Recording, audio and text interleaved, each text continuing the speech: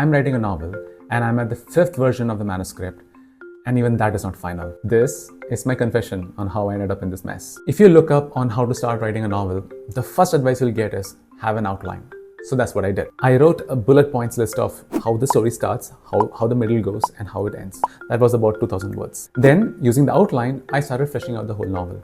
I thought that is going to be the final polished version which I will send out to readers. Initial chapters were easy, but as I went on to the later chapters, new ideas emerged, new problems came, and to solve them, I realized I need to go back to the previous chapters and then fix them. And soon it became very clear, this version is not for readers.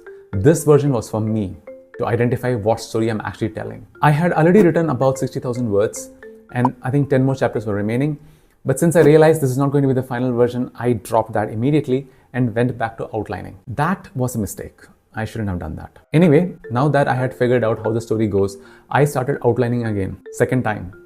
Third version. I tried to write every single detail as much as possible except dialogues. That was 30,000 words. Moving on to fourth version, the final polished version. Once again, writing the initial chapters were easy. But when I reached the last 10 chapters, a lot of things were wrong. It was very clear to me that I'm rushing the story, and instead of 10 chapters, it needed 25. I knew that the version I have is not good enough and it needs changes. But I had spent so much time writing them and I didn't want to delete it. I was stuck between those 2 points, and that is one of the reasons why I took 2 months break. But I came back, I made those changes, and now I'm writing the 5th version. Thankfully, I'm only writing the last 25 chapters for this version. But this time I'm not sparing any details. I'm writing all the dialogues, all the character interactions, every sequence of actions.